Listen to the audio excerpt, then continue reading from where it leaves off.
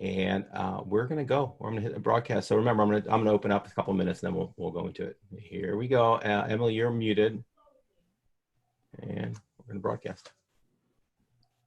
And I think we're live, and we're broadcasting. So to all of our guests who I think will be showing up as we're talking. So first of all, I want to say thank you to everybody that's here now, both live and also if you see this afterwards. Your time is valuable. I know more than ever right now. We have a lot of places we can be virtually and physically, and choosing to be anywhere right now is a gift. So thank you for your time and choosing to be here and making this important right now, particularly talking about career uncertainty. So real quickly, let me set this up.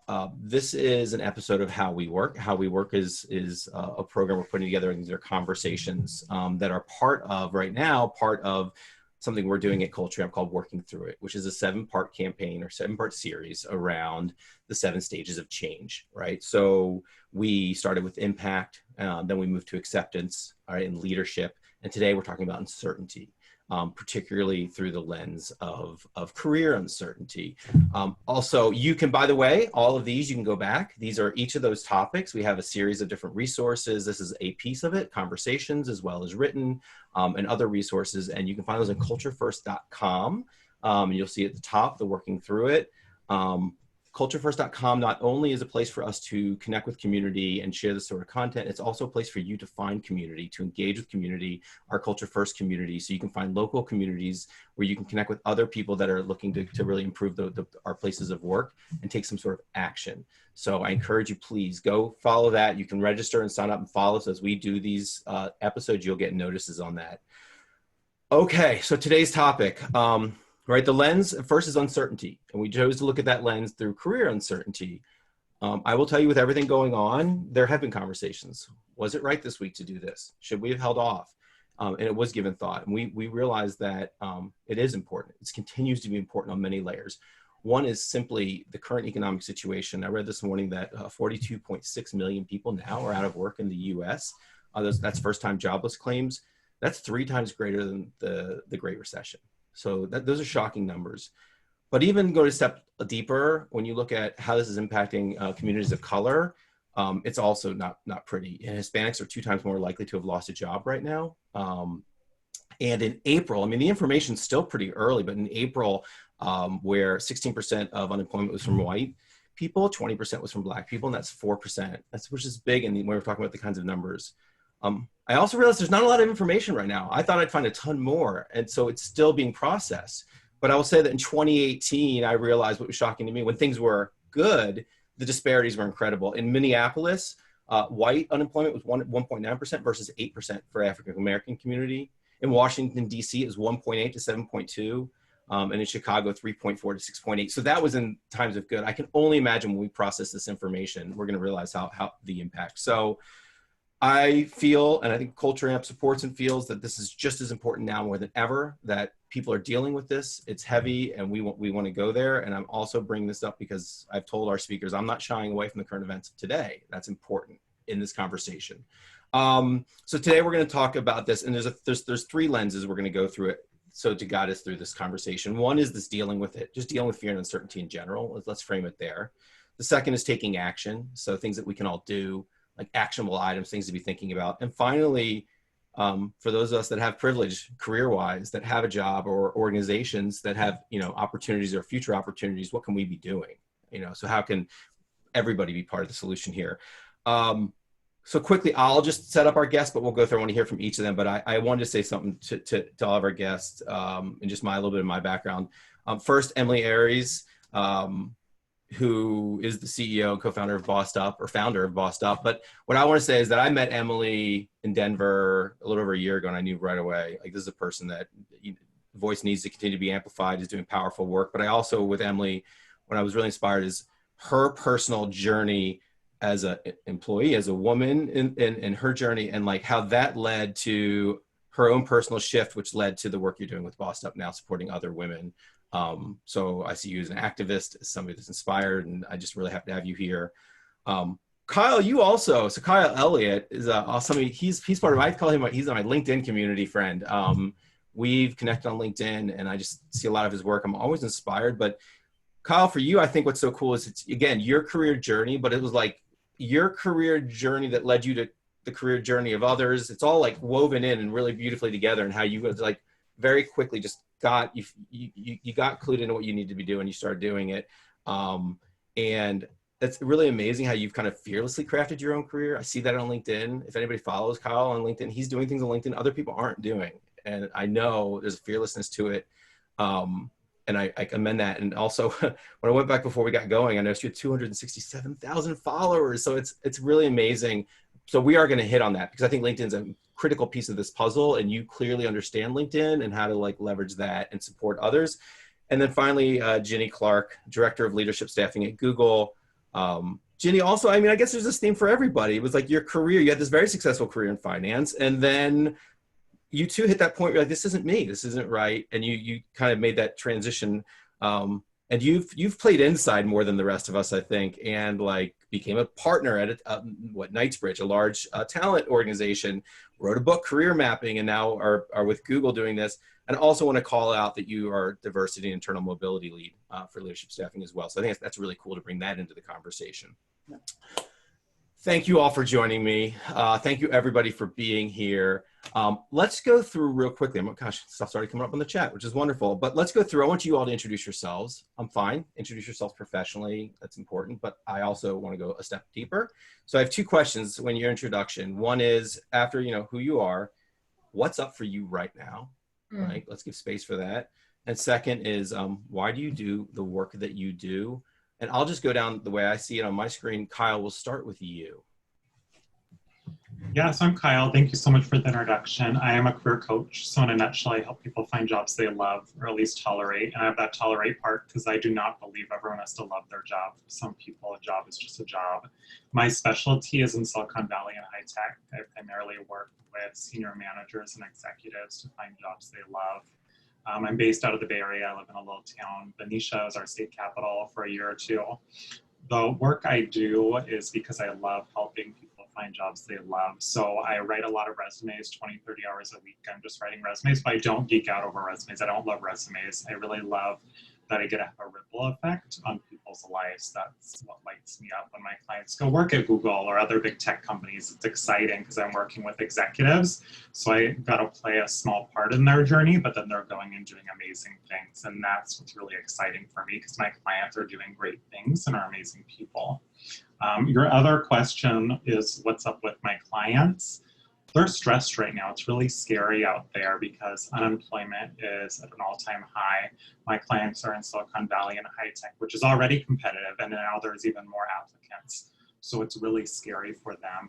But the message I want to deliver today too is there's also hope that every single week during this pandemic, I've had clients getting interviews or job offers. I have one client that got 2 offers just this week, and as we'll probably get a few more next week. So I want to deliver that message too, that companies are still hiring. They're still giving job offers out. So know that that's true as well, but it's scary. So much of our work has to do with other aspects of our lives, paying our mortgage, paying to put food on the table, paying for our colleges, our kids' tuition to college. So that's what's up for me and my clients. Thank you, Kyle. Ginny. Yeah, in terms of my background, I think you gave some of the highlights. I was also a partner at Spencer Stewart, which is one of the world's largest executive search firms. I was one of 2 African-American partners in that firm globally, which I'm proud of and sad about at the same time. And I also wrote a book called Career Mapping, Charting, of course, the New World of Work, when I decided to leave that firm so that I could provide people with some of the insights that I gleaned from being in that kind of an executive search firm. And so I know, I know this is hard. What's going on for me? I'm the mother of a 24-year-old gay Black man. And it's been really, really painful supporting him. Fortunately, he's driving up today from LA. He's been participating in peaceful protests. I'm really proud of him. At the same time, it's bringing up a lot of anxiety for him and for me. This is probably the most painful time I've had to live through in my life. And I am making every attempt to take that energy and push it back out for good. And I do believe that there's a reason why this is all happening the way it is. And I think we have to just go deep inside ourselves to get grounded and begin to envision the change we want to see. I frankly am not looking to anybody to make the change. It's going to begin and end with me. So there's, and that's part of the message I want to convey today to people, is that we each have power that I think we haven't tapped into, and we're being challenged because this is a hero's journey. You know, I've been through, and I figuratively have felt a knee on my neck as a Black woman being in corporate America for the last 30 years. And so I think we have to rise up and say, enough, I'm done. I'm proud to work inside of big corporations, but boy, do I ever see the fragility and the vulnerability and the missteps and the disingenuous nature of some of these organizations. And we have to call it out. That's what I'm doing from where I'm sitting. And I want to support everybody else in their efforts to transcend this, because this too will pass, and we're all in it together. Mm-hmm. Thank you, Jenny. Thanks for being so honest too. I really appreciate that. We need to be having honest conversations, and you're modeling that, so thank you. And Emilie. Hi, everybody. I am so honored to be included in this conversation.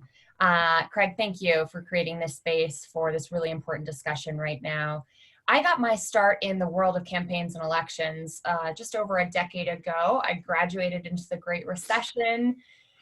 And, you know, used my political science studies and cognitive science studies to really parlay that into an internship on the Obama campaign, and went from intern to state director in one swoop, becoming the youngest state director in the nation way back during the health reform fight. So the first few years of my career, I was so proud and so privileged to get up every day and fight for causes, campaigns, and candidates I believed in. But I also found myself struggling with what I call the martyrdom mindset, this concept that we really condition women in particular to put everyone else's needs before our own. And that put me on the fast track of burning out. You know, that hard work of putting your nose to the grindstone and burning the midnight oil might have worked in the academic environment, but it did not set me up for sustainable success as a person in the workforce who has to draw healthy boundaries to sustain our ambition over the long haul. I found myself, you know, getting up every morning with my DNC issued BlackBerry in one hand and my iPhone in the other before my feet hit the ground.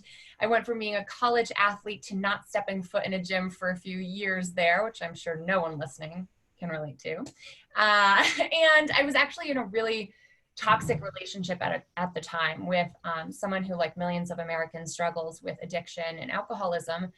And somehow that had not been covered in my fancy education up until that point.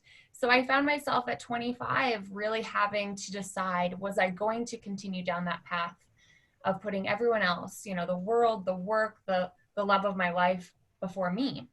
Or was I going to try to carve a different path for myself? And I knew that my grandmothers who fought their own battles for self-actualization in their own right, one of whom grew up as a young Jewish woman in Chicago and one who grew up in Panama, you know, didn't do all the things that they did for me to not self-actualize, to not own my power and agency. So when I transformed my career, I had to get very good at learning how to not just advocate for others, but to advocate for myself. And I got very good at getting lots of new job opportunities, getting myself in a better situation, and have since turned around starting in 2013 and founded Bossed Up, which is a hip hop term, yes, all about owning your power in the face of systemic injustice, to help other women in particular own their power over their careers and lives. And it's a privilege to be here. Mm-hmm. Thank you so much. Okay, first of all, I'm seeing the chat feed and everybody introducing yourself. Welcome, thank you. I also want to call out that since we're on webinar, there's also a Q&A button. I see it on the bottom of mine. You can probably see yours also. If you have a question, ask it there. It helps facilitate the questions. There's a lot. Sometimes the chat a lot will go on. So if you really want your question to cut through and us just to see it, ask it in the Q&A.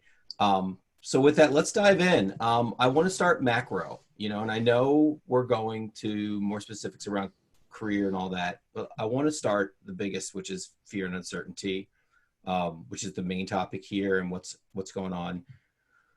My first question was, how does this impact us? How does this get in the way? how is this making it challenging for all of us at a certain level, but also from a lens of career? And like I said, let's stay macro for a bit, and we'll kind of start to bring it in more focused. But fear and uncertainty, and how does this show up, at least in your all's work, with the people you're working with? Let's see here. Kyle, you want to go first? Sure. The clients who come to me are already in a place of uncertainty pre-pandemic, and it's stressful. They are feeling like they don't have power and control in the job search, and the little power and control they do have, they feel like they're not able to leverage it that much. And now, with a lot less jobs out there, a lot more competition, there's just even more uncertainty and stress. And then with our current administration, there's a lack of direction, a lack of clear communication. So they're saying, how do I navigate this when there's so much uncertainty? And then with the riots right now, and that as a result of police violently attacking people, how are people supposed to respond? People are saying, this is what is normal. This is how I should respond when someone attacks me for doing nothing, for going out and peacefully protesting, and then you attack me for no reason. There's so much uncertainty out there, and people are only responding how they're supposed to, how they should. And it's so stressful right now to be a human, and then even more stressful to be a job seeker, and then even more stressful to be a job seeker who's a person of color, and then even more stressful to be a job seeker who's Black. And there's all this stress and uncertainty there that people just say, oh my gosh, I'm just trying to find a job. And then there's all these other things piling on top of me. And that's what a lot of my clients are dealing with right now. And then they say, on top of all that, I have to deal with the applicant tracking system and all of that. So it's stressful. So that's where people are coming to me for, and they just want tactical things they can do. They're saying, oh my gosh, I'm already dealing with all this stress. Just give me some tactical things to do. So I know today we're going to talk about some of those actual tactical things people can do. And what I like about the tactical things with my clients is it gives them control. We say, you know what, you can't respond, or you can't control if employers respond, if recruiters respond, if someone responds to your message. Here's things we can control. So a lot of my clients are in tech, so I like setting up key performance indicators for them, or KPIs. Here's how many resumes you'll send out, here's how many people you'll network with, and they're only allowed to be things they control. They can control. It's not allowed to be how many people do you talk to, because you can't control that, or how many interviews you get. So today I'm excited to give people back control in the areas they can't control. Yeah. And, you know, I do this to be a conversation. So fear and uncertainty, Kyle kicked it off. Ginny, Emilie. Sure. Well, one thing I would add to that is uncertainty can breed analysis paralysis. A lot of the job seekers who I work with through our the free job search guide that we've produced at bossedup.org, or through our Higher Job Search Accelerator program, one of the challenges for moving forward and even starting to make that to-do list is thinking, well, what is the direction I'm heading in? We always say you can't start moving until you've aligned your compass with where you want to go. But when there's scarcity, when we're operating in a scarcity mindset, like the 42.6 million people who don't know where their next paycheck is going to be coming from, or the scarcity mindset that comes from feeling like, who am I to have the audacity to feel worthy of the career that I want, which, by the way, the world tells Black and brown folks that every single day in a million quiet and sometimes not so quiet ways. It can be hard to take that first step. So I start to see this scattershot approach that folks with a scarcity mindset have, which is, I'm just going to apply to everything. Who will employ me? Will you please help me by giving me a job? And instead, if we can begin from a place of abundance, which I am not trying to get all woo-woo up in here, trust me, like there is good cognitive science behind this. If we can start by asking ourselves, what would I love? Who can I serve through my work? It completely flips the narrative. So my sister-in-law, Jessica, was just coming back from maternity leave when the pandemic hit, and her employer called to say, never mind, no thanks, we're gonna have to lay you off, TBD. And with an infant at home, of course, she was feeling upset, but instead of approaching this as, who can help me, she, who happens to be a legal marketing expert, so really understands her marketing, went to LinkedIn, posted the fact that she's a COVID-19 job seeker, and said, here are the kinds of law firms I can help right now with contract work, part-time work, and yes, I'm even entertaining full-time job offers with my legal marketing assistants. Here's how I can serve. And within 20 minutes, not only was she entertaining multiple short-term jobs, but her employer called her back and said, whoa, whoa, whoa, please don't go.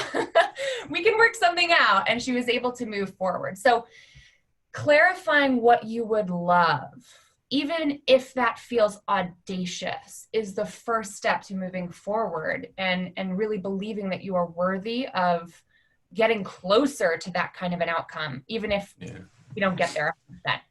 Yeah. Now, Ginny, I've had enough conversation with you. I know you have some stuff to say after hearing that, because there's so much in that you speak about as well. Indeed. Sorry, my dog just had to come. We're just keeping it real. This is keeping it real. So yeah, and Emilie, thank you. We haven't had the pleasure of spending time together, but that is music to my ears. I'm a big believer in an abundance mindset. I think it's absolutely essential.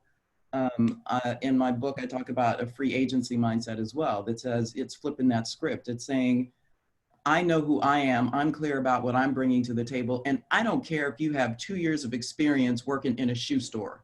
You know what you're good at. And once you begin to build a narrative for yourself and believe and get clear about what you want, and it doesn't have to be one thing that you want, it can be 3 or 4 things, right? And pick the industry. I'm big on frameworks. And so I'm a big believer in saying, figure out the industry or the sector, the function, the role, give it a name, and begin to create some prototype roles that you can see yourself doing.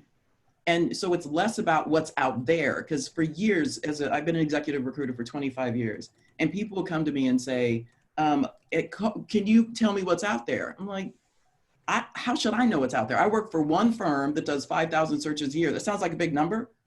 There are millions of opportunities every single day. So it's not like recruiters or a multiple listing service. They can't know everything that's going on. You should drive that and not try to put your fate in the hands of anybody. So I'm really intentional in talking to people about, not allowing yourself to circle the drain and say, oh, woe is me, this is terrible, I'm a victim. Because if that's the mindset you have, that's what's going to show up for you. It absolutely is. I'm a big believer in the law of attraction. I've lived it. I've changed industries like 4 times in my career, and I've not applied since before college. I didn't apply. I networked, I managed relationships, and I was deliberate about what I wanted, and I was able to talk about competencies. And to me, that becomes, and this is something that I have been on a crusade for all of my time, because competencies are different from experience. You have some innate competencies, you develop competencies through experience. Companies say they hire on the basis of competencies, they don't, they're lazy. They hire very often based on relationships and based on experience. And I know people who are tenured and seasoned, have lots of years of experience, who aren't competent in certain areas. And you would see, I'm seeing smiles from my fellow panelists because somebody popped into your head. So the competency thing is something that you need to be really intentional about. Build that language and build a narrative. Kyle, you mentioned resumes.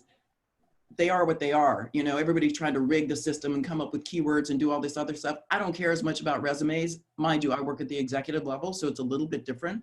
But I do encourage the people that I'm working with, the Googlers, through the internal mobility program that I lead for the senior leaders, to do the resume exercise, because it's a way for you to go back and see everything. It's a good historical reference to remind yourself, but then from there, build a story. Because what I'm listening for is not, I don't want to just read your resume and check you did that, because you could suck.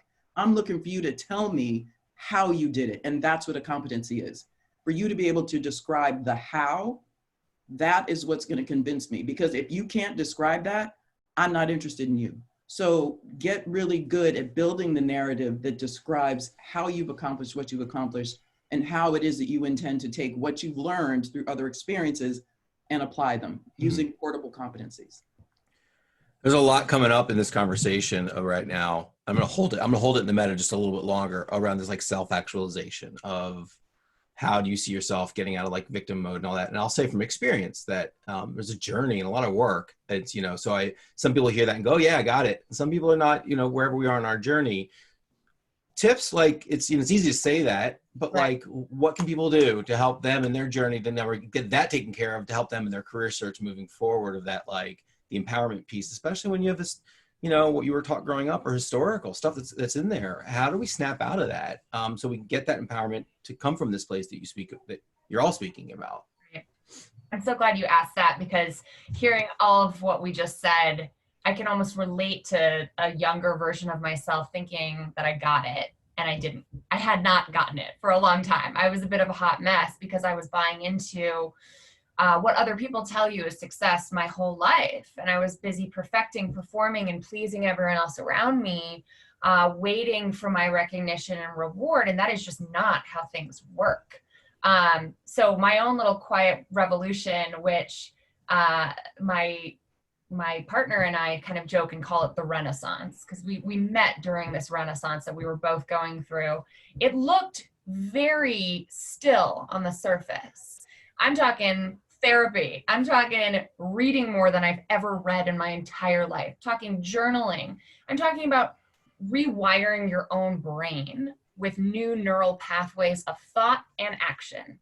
Maybe I don't need to prove myself worthy in a relationship or a job that's not serving me anymore by bending over backwards and sacrificing my own well-being for others. What would it look like to try something new?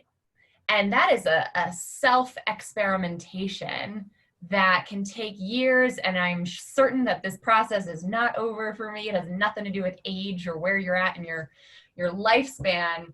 It is about having the courage to question the assumptions that we've all been baked into our lives. And really, that's what we're doing at Bossed Up right now, is in this moment of turmoil and this response to horrific police brutality, we've just released a new plan that's public for not just diversity and inclusion within our own little tiny 3-person company and our little corner of the internet, but also active anti-racism. How can we build into our own lives, our own families, our own businesses, active anti-racism, especially as a company that has gained so much, right, from Black culture. And I'm a kind of girl who grew up as a white girl in the suburbs of Connecticut with a Jewish father who gave me my Wu-Tang education and loved me some hip hop my entire life.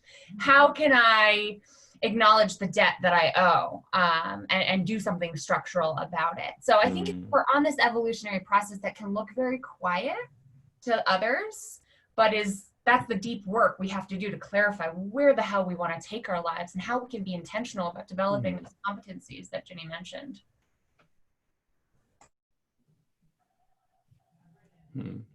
Anybody else?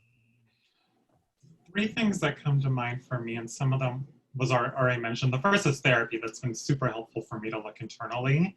The second is coaching, which is different than therapy, and I think it's key to invest in that. I just invested in a finance coach or an accountant, a tax preparer, because it's not my zone of genius. So when I'm not good at it, something I find people who are good at it. My dad always says, Kyle, you don't have a lot of talents, but the things you're good at, you're really good at. So I find anytime I'm not really good at something, I find other people, okay, I need someone to create a logo, my website. I'm not good at nutrition, okay, I'm gonna hire a nutrition coach. So I found that to be super helpful. And then lastly, mentorship. So finding people who are where I wanna be in 3 years, 5 years, and learning from them. So I encourage the people who are here today watching the recording, find those 3 types of people, and maybe a few of each: therapists, coaches, mentors, because they serve different purposes and they can each be really helpful for your career and your life. Yeah, I would add, for me, meditation is essential. I've been meditating for many years, and I get up around 4 o'clock every morning, no alarm, just wake up. It's kind of annoying, especially on the weekends. But I need that quiet time to get grounded. And sometimes of recent days, my thoughts keep coming in. I'm being bombarded, but I have to sit with that and just be still and allow myself to suppress the cognition and allow the reception of inspiration and ideas. My ancestors, my deceased parents. I mean, everybody come on in here and help me out. I mean, trust me, there is very little ego here. And so that really grounds me. The other thing I'll say, consistent with both Kyle and Emilie, is I have a tribe. I have those people that I rely on for my spiritual support. I'm a rock for many people, for my team at work, for a lot of friends. I mentor a lot of young folks, but I need my counsel too. And I have that group, that small group of people whom I trust. And I called upon my guru, who's back in Chicago, where I spent most of my career, on Sunday, and I said, you know, what can we be doing energetically? Because I'm big into the, you know, some people call it woo-woo, but I'm big into metaphysics and spirituality. And to me, they're inextricably linked to the work that I do. I don't always talk about it, but that's underpinning everything about me. And very often I am downloading. I'm not thinking, I'm getting messages. I'm very intuitive. And my guru really said, you know, you can create a hologram. This is going to sound crazy, but bear with me, y'all. Create a hologram in your mind's eye of the earth and identify, close your eyes and see the blockages and use your hands to pull them out, right? And replace that, if it's at the, what we might think of as the brain of the earth or the heart of the earth or the root chakra of the earth, remove those blockages and replace it with love. There's so much more that we can be doing energetically. And I do believe that, you know, one person doing this kind of energy work can have the impact of millions. It's not about one man in office. I refuse to believe that, especially when he's absolutely crazy. I know we're not supposed to be talking politics here, but this one is undeniable. Come on now, this is not even funny. So those are some of the things that I think are really important. And then the other thing I would say, and this is, I've watched my young son tend to do this. There's a lot of, well, what are they doing? What are they doing? I should be doing that. And so Emilie, when you were talking about, you know, really sort of deprogramming and going within and figuring out what holds meaning for you, not anybody else, not what your parents want you to do. You've got to drop that programming. And that was one of the other pieces of advice from my guru. And he said that I've done that well in the past, which I was gratified to hear, that there have been programs that I had allowed to get, coming from good intentions from your parents when you were 3, right? Little things that become embedded in your psyche. And then as you get older, you're like, why is this still bugging me? Why do I have this stupid belief? You can drop it, whether you use therapy, meditation, whatever means, you have the power to drop that, reprogram yourself so that you understand your worthiness and everything, and your wants and your needs separate and apart from everyone else. Wow, thank you. I'll just share quickly because that is something that I want to weigh in on. And Ginny, you hit on this a little bit too, of like the community or tribe, you know, and I've done therapy. It's been really powerful to go and get that individual support. But also about 8 years ago, I helped create a men's circle. But whatever that is, regardless of what your circle looks like, what the power I've found is how we can leverage each other. We need the reflection. We never can see ourselves fully. And to create a place where you can have a safe space with some guidelines and ground rules to share and look at yourself, look at others and like their work. There's something about that. So if you don't have money for therapy, if you don't have, you can use community, you know, you can be intentional, like get some people together and say, we're not going to come together and just hang out. We're going to come together and like set some ground rules and look and support each other. Mastermind groups, you know, like it's with intention and the willing to go there. And if you create safe space, you'll go there. So, okay. I'm going to use the question to help us turn the corner. Dana Stern, and Ginny, I'd say this is probably towards you. It said in terms of competencies, can you give us a few key competencies you feel are top of mind in a pandemic market? Now, we'll use that to turn this corner and we'll start the conversation into more tactical with all of us. So I'll let you kick that off, Ginny. Yeah.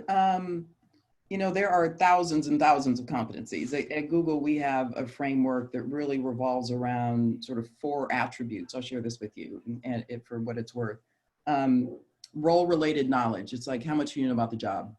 Googliness. And when I got there, I'm like, seriously? That's the catch-all. Just, you know, that's the reason why you can say no to people that you don't like. But we've assigned competencies to it. And some of them are things like deals with ambiguity, which part of that is, you know, managing through uncertainty. Those are certain leadership characteristics as well. Leadership is another one of those 4 attributes. and then general cognitive ability, which, you know, we're an engineering oriented company, so it's kind of a leftover from that, whatever. It's not my favorite. But then along with those 4 categories, there are probably close to 60 competencies. We're kind of culling it down, but those get into specific language about one's ability and demonstrated behavior. Competencies are really about behaviors. So, you know, being able to tell that story where you demonstrated a behavior that led to success. I'm trying to think of some of the language. One, I just mentioned, you know, manages through ambiguity, leads teams effectively and inclusively, things like that, right? So being able, there's lots of language, and if you just go online and look up, you'll see different competencies. And most companies, if you're already working, ask some of the HR people, what are the competencies? This should be the stuff against which you get assessed in your evaluations. Yeah. The good thing is, in a lot of these companies, you know, the stuff that you get hired for on the basis of is not what you get promoted for. Note, this is not a meritocracy inside these companies. And thank you for mentioning that, Emilie. I heard you on that one. And I think especially young folks are under the false impression that if I got good grades in school and I've been dutiful, then I'm going to do well. Right. Yeah, no, just so you know. You learn how the game is played. And some of it means really standing up for yourself and building followership. I don't care the level of leader that you are or are not. Understand the game and leverage those competencies to the hilt. And Ginny, I was going to say, a question came up. Maybe you can take it to the, you can type it in the answers around the 4 agreements you reference. And Emilie, I'll let you jump in. I just wanted to call that out. Well, just to echo some of the sentiments Ginny was saying here, and Ginny, we have to be friends now. Just FYI. Yeah. This is great. Self-advocacy is a skill set, is a competency separate and apart from being great at your job. So a lot of my clients, and Kyle, I would venture to guess this is true for you, a lot of my job search clients come to me with 25 years of IT experience or a track record of excellence in healthcare, team management, or whatever it might be, and they don't know how to sell themselves to the next employer. And so keep in mind that if you are unemployed, if you are looking for what's next, your job right now is to grow the competency that is job searching. And in the realm of politics, where I cut my teeth, no matter how well you perform on a campaign, come election day, win or lose, you are out of a job. So I had to learn to get very good at getting jobs on a very consistent basis early in my career. And for me, it really boils down to a few things. Self-advocacy, which is the courage, especially for women and folks of color, that is required to promote oneself in a world that has always taught us that that is bad, right? We have to rewire our brains, deprogram, as Ginny says, on that front. So that's one, self-advocacy. Another, I believe Ginny mentioned, is storytelling. There is an art and a science to storytelling. And growing up in organizing and movement work, you will hear some of the best storytelling you'll hear all year right now because of what's happening. So pay attention, listen to those voices. And if you can put yourself as the protagonist in your own story, which also women have not been taught is okay, right? Put yourself in the driver's seat of your own story and learn how to tell your hero or heroine's journey. That is going to help you set yourself up for saying, here's why everything I've done thus far in my career has led me to you. And I am excited to work with you to continue that journey. And then it's just marketing and networking. I'm sure we'll talk more about networking, but truly digital marketing is now a requirement of the job search, in addition to networking, both virtually and IRL, again, someday when that happens. But those are the 4 areas that I would focus on for job seekers. And like Kyle said, bring someone in if you're not an expert at those things. You're looking at some right now, and I'd be honored to work with you. But those are the areas to focus on right now. Digital expertise, cue Kyle. Yes. So that I had wrote down a few areas to focus on, and I am seeing a few of my own clients like on here, so this is going to sound repetitive, but I'm glad they're here because it's work too. The first thing is to niche, and I love that Ginny wrote this up because it's so critical to say, here's the type of industry I'm targeting, here's the type of position I'm targeting, and it's okay to change over time, but I think of it like dating. If you go on a date and the person's like, oh, do you want children? And you're like, oh, I'm okay with children, I'm not okay with children, whatever you want. And then if you say, oh, what kind of hobbies do you have? Well, whatever your hobbies are, I'll have the same hobbies as you, it's fine. No, you want to have some direction and say, here's what I want. You want to be specific, because when people come to me for a resume, I don't say, oh, I'll also cut your hair and I'll go pick up your groceries at Target. No, they come to me and they want a resume and a LinkedIn and interview coaching, and I get them a job, and that's it. Nothing else. I only focus on your career. So I found when people niche, they're way more specific.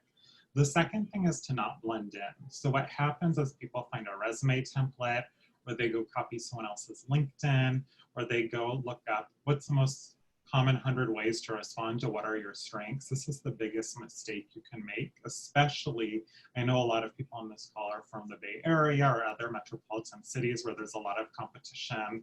With unemployment at a high rate, there's even more competition. When there's 250, 1,000, 10,000 applicants, you can't blend in. You want that person, when they read your resume or your LinkedIn or to interview you, to put you in the hell yes or the hell no pile. Hell maybes don't get interviews, they don't get job offers. You have to be one or the other. Otherwise, wait, that's gonna hit Twitter somewhere. Hell maybes don't get interviews. They don't. Yeah, I love it.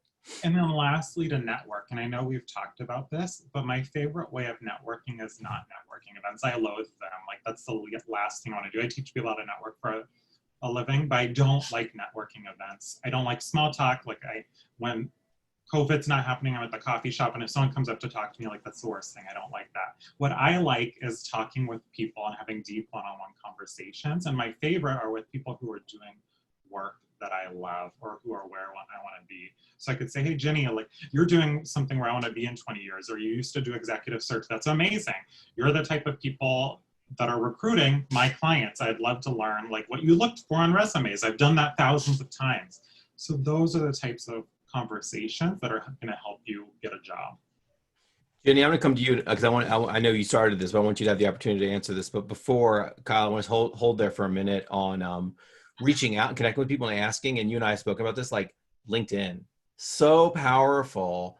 I've found for that. I don't know I could have done with my career what I've done if it wasn't for LinkedIn, if it weren't for LinkedIn. And so I just real quickly speak to the power of LinkedIn around this networking, reaching out, connecting, speaking to people who you can get to. I have a very, I wouldn't say, a somewhat healthy obsession with LinkedIn. Sometimes it's like I spend too much time on there, but I love LinkedIn because people are a click away. I have sent thousands and thousands of messages to people on my behalf, on my clients' behalf, and I've had one person ever say no out of thousands of people I've messaged. I used to say none until about 2 years ago, and someone finally said, no, I don't have time for you. But until then, no one ever said no. I got silences. I would say probably like 70, 80% of people respond to my clients. And to me, I easily get 99% yes response rates to people when I reach out. And sometimes people are silent, they don't respond, but when people respond, they say yes, or let's do something in the future, and it's amazing. I found the key is to just have a clear call to action and say, hey, well, there's two of you. Oh my God, that confused me. Yeah, I know, I just noticed that too. There's two Ginnys. Okay, sorry, let me That's try okay. to get out of the other one. More of you is better. But the key is to have a clear call to action and not say, here's my resume, will you look at it? Because you are placing the work on them, but instead say, hey, I want to share best practices, or hey, I see you're doing amazing work. We both do similar work. Hey, Emilie, I see you're a career coach, I'm a career coach. I'd love to share best practices. How do you tackle networking? And then do that so then you're on an equal level and you can both share with each other rather than, hey, you're here, I'm here, let me just pull from you. Yeah, I'll just share, you talk about competencies. Anybody out there, if your career is represented on LinkedIn, and I hope others represent more, but if your career is represented on LinkedIn and you're uncomfortable, figure out a way, get some training, talk to somebody. Like, it's so powerful. And if you're feeling an adversity to it, I'd say push yourself because it's been amazing. Ginny, back. Oh yeah, I do. Okay, Emilie, you want to respond real quick? Go ahead, back to Ginny. Oh, Ginny, I just wanted to have, I know you opened, we kind of used it to transition, but more of like the tactical tips or things you'd want to share with somebody seeking employment right now or transition. Oh, I think we lost Ginny. And we lost, and Oh wait, she's back. there's Jenny. Jenny, did you hear my last question? Sorry, I'm back. Damn Xfinity, ain't that nothing? Mm. I'm really sorry. What was your question? The question was coming back to you to answer, I think, what everybody's saying here, more the tactical, some tips that you share with job seekers. I know we opened with you, but I wanted to go back and make sure you had a chance to chime in on that. Yeah, I was listening. I did catch most of, I think, what Kyle and Emilie were saying, and I agree. It's don't do the spray and pray. That is not helpful. I remember several years ago when I was writing my book, was sort of given someone as part of a magazine article to work with, and she had applied to 800 different roles and was convinced that she wasn't getting a job because she was a Black woman over 50. And I'm like, no, you're not getting the roles because you're clueless and you are not even clear about what it is that you want to do. So this isn't a numbers game per se, and goes back to the clarity. So writing a resume allows you to get clear. Doing the competency assessment for yourself based on what you've done historically allows you to get clear and to line up your competencies with the role. So you go online, you see a job, you look at the job description, it's looking for certain kinds of experience. You can do a translation of that experience into competencies. They show up as things called responsibilities. They're still different, right? Competencies, experience, and responsibilities are all different. But in order to do certain responsibilities or tasks, you have to exhibit certain competencies. And this is where, you get good. I'll never forget, someone came in when I was at Spencer Stewart, a candidate came in and had done an analysis of his competencies. He showed me a little table, his competencies against those for the role. And I so appreciated that. It really showed me that he had given great thought. And I don't think he got the job, but I love the thought process, because if you can do a pre-screening of yourself, it's like, would you really hire yourself for this job? Would you really? I think that's going to serve you well versus getting really anxious and thinking that this isn't a popularity contest. Yeah. You're not a prom queen. This isn't about getting a number of votes. This is about you getting a job. So And you're coming on all of my interviews from now on. I'm sorry? You're coming on all my interviews from now on. Oh. Emilie, did you want to share something that came up for you? So this is a little bit going back to the concept of using LinkedIn to do exactly what Ginny is saying here, like the anti-spray and pray approach. I, for one, was very skeptical of LinkedIn for years. So I want to just be devil's advocate here and say, if you don't like the UX of LinkedIn, you're not alone. I should also say that LinkedIn has paid me lots of money to make courses for them on LinkedIn Learning and has sponsored my podcast, the Boss Stuff Podcast, as a disclaimer. And in recent years, even just the last year in particular, I have completely come around on the service, on the whole platform, because A, I think their UX has improved vastly, but B, what I realized about LinkedIn, that Craig, you've probably been doing this for years, and certainly Kyle, it's less about using it as a search engine to find people and more about positioning yourself as a thought leader. LinkedIn is a great place to ask thoughtful questions about your career, to comment on the news as it relates to your career, to be a conversation starter. Really what the wellness influencers are doing on Instagram, I think career folks can do very effectively on LinkedIn. And when you get very clear on who you're trying to attract, whether it's clients or prospective employers, just like my sister-in-law Jessica did, when you post on LinkedIn, you're going to find folks there because people are looking for hiring there and they're looking for great candidates to hire there. So it's not about who you're connecting with on LinkedIn, or like Dana was mentioning in chat that she reached out to the founder of a company and never heard back. Just like that person's inbox in their email, it's probably a hot mess and they probably need to pay someone to help them keep on top of it. Yeah. It is more so about what am I seeding through what I'm sharing to sow relationships that are coming to me. And when you think of it that way, who can I serve and how can I attract those folks? Whew, Yeah. that is a great place to do that. I'll jump in. I know I've spoken with Kyle about this as well in my transition and understanding how to use LinkedIn, but I'm still shocked at how many people only see it as a place to go get jobs. And it's just like, it's energy in the world. Like if you just go asking to give me. So I would say and I think Emilie, you hit on it, it's about brand. It's a place to create your brand. Like, what do you stand for? What are you about? Like, share. And maybe in this job search, you got to do it the way you've been doing it because that's where you are, but maybe you need to start positioning for your next job search. Like, build your brand now. Like, and so when the time comes that your community is there, you can call on because you've shown up as a thought leader, because you share, because you had an opinion. I think it's like anything. If you're just going to go to ask and take, that's what you're going to get. If you give, when the time is right, it'll be there for you. I guess that goes back to community.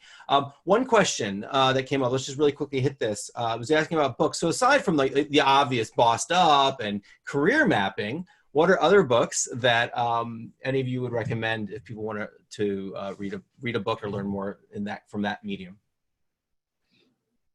One book I recommend is Present Over Perfect. A friend recommended it to me. It is written for Christian women. I am not a Christian woman, you couldn't guess, but I never imagined that I would relate so well to this book meant for Christian women, but it's focused on being present instead of perfect. And whenever I'm finding myself hyper-focused on having everything right, I find it super helpful. And a lot of my clients, including clients who are also not Christian women, have found it super helpful, especially during this time when things are so uncertain, when we're trying to control everything. I'm a recovering perfectionist, so I love control. And right now there's so much out of control, people have found it helpful. So it's not directly career related, but so many people have found value from this book. And multiple times I've read it in a single sitting, and it's not just a short, like 100-page book. So I've just read it multiple times, highlighted. I'm like, I need this. And it's just a nice little slap in the face. Interesting, cool. Present. Others? Yeah, for me, it's, and I got a couple of questions on chat and responded because somebody said some of what I was saying sounded like the book, The Four Agreements by Don Miguel Ruiz. And it's one of my favorites. And don't make me recite all the four of them. The ones that come to mind are be impeccable with your word, which I love because I was a linguistics and French major in school. Don't assume. That's another one. Don't make assumptions. I think a lot of us assume that this is going to be a terrible job market, right? That's a part of that whole belief system. When you're making assumptions, you tell a whole story. So what is your story? That's something that you programmed and seeded. I'm forgetting. Well, we have them. Be impeccable with your word. Don't take anything personally. So thank you. Don't make assumptions and always do your best. Oh, look, there they are. Thank you. It's a simple book, but there are truisms there that I think you internalize. And once you, again, we can't separate the who we are from what we're doing. And, you know, as a recruiter, that's so much of what I look at. It's not just what says on paper. I want to know who you are, and I want you to express that to me. And so to me, these kinds of books are really enriching you to get in touch with yourself so that you're building a richer narrative. And I can look you in the eye and know that you're real clear and your motivation is intentional and you're someone with integrity and all of the, trust me, I can see all that. I've got like laser vision. It creeps some people out. So I care as much about the who you are as the what you do. And that's what I want people to really bring to the table. Got it. I love this question because I talk about book recommendations all the time, especially on my podcast. I dropped a couple links to a recent episode I did on the best leadership books I've read in the past year, which I think is really important right now. I'll add to the chat our new diversity and anti-racism plan too, because there's a few reading key books in there that my team and I are reading right now, starting with this one that is not a bad idea for everybody, but especially white folks right now. But when it comes to the career, I dropped in You're Not Lost by Maxine McCoy, which is helpful if you really don't know where the hell you want to take your career next. And Drop the Ball by Tiffany Dufu is a great reminder that having the time to be introspective or even to do all the networking that we just talked about on LinkedIn is such a privilege that women in particular, there's very clear statistics on how women have significantly less leisure time than men in this world. And I'm sure those disparities also cut across race. But Drop the Ball by Tiffany Dufu is a very helpful way of looking at what roles do I need to shed in order to step into the role that I want to get. So can I stop being the perfect daughter, the perfect mother, the perfect sister, the perfect friend right now, so that I can put myself first just temporarily to make this thing happen. So I have tons of book recommendations. I also cite a lot of them in my book. Awesome. And yeah, and thanks for posting that link. You can see it in the chat. Wow, where does time go? We have 5 minutes. So, and I want to hold about 2 just to wrap it up. So with these last three or so minutes, I just want to go around and hear from each of you of like, what can we do if we're in a position where we're not dealing with job insecurity right now in our organizations or individually? How can we support others? Sorry. Dude, we're in your life. I know. Just trying to keep people employed as much as I can, right? Do my part. Well, there you go. How can you help others? Yeah. What comes up for me is if you are able to connect one person with another person, or if you are able to share information and you have that bandwidth and energy and time to do that, that's something that's been really something I keep trying to do before the pandemic and now, is really just connecting people with each other and sharing the information that I have. The power of the informational interview is so valuable for people, and just giving that knowledge and resources and your energy and time to people if you're able to. Ginny? Yeah, I would say, go back to a couple themes. A couple themes around, of service. Yeah. Reciprocity is another one that you were alluding to, Craig. Pay it forward. And it's not, if you can't give somebody a job, you can give them time. You can give them your ear. You can give them comfort. There's so much that we can be doing for one another that is supportive, because these are unprecedented times and we need to hold hands. And that's the greatest gift that I've tried to offer the people in my life and at work. It's expressing love. And I tell my team members, I use that word in this, kind of stuck up corporate environment. Tell somebody you love them. Say love. I always end my, loving on you guys. Thank you. Just expressing gratitude. Those are simple things, but to me, that's the stuff that's really going to start to bind us and to allow us to heal as a country and as a world, as a planet. I think we need to reclaim love in the workplace. I'm with you on that. Like, not make that word a bad word. I'm so glad to hear that, because 7 years ago, we put Bossed Up's mission statement forward, which is that work, love, and wellness are connected. That's right. And we got some pushback, like, do you mean relationships? I was like, no, we mean love. So glad to hear you say that. And to echo some of these comments already and answer your question, Craig, I've seen a viral meme go around on LinkedIn, which is just a copy and paste post that people are saying, if you currently are out of work, I'm here for you. Reach out to me. I want to have an informational interview so I can be a broker of powerful relationships, so I can help connect you with whoever I can help connect you with. That's a really great way to open your door. Don't wait for people to ask you. Go out and when you see someone has been laid off, or if you hear that someone has been laid off, proactively reach out to them. And that reminds me of what's happening in the world right now around race and justice.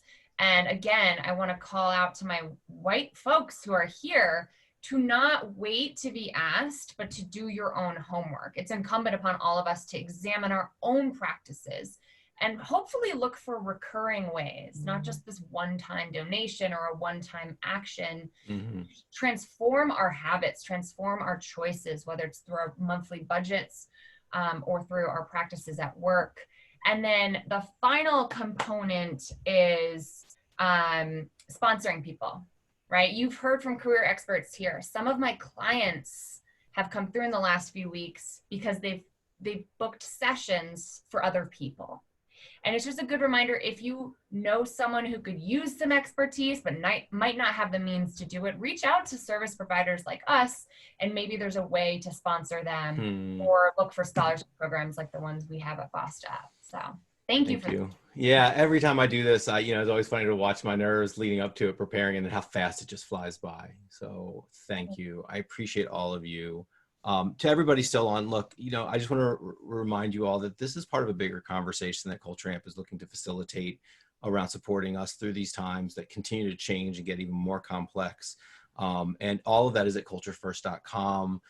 This will be part of part 3, which will be out, I think, next week. Next week we should be seeing this release. So this will be there as well. But for there, you can sign up and be in the loop for our continuing information, but also more importantly, please be part of the community. That's something I'm very involved in. You can sign up, you can find local chapters there. You can get part of this community, be part of the change. And I think that's what we're hearing today is about action and doing something.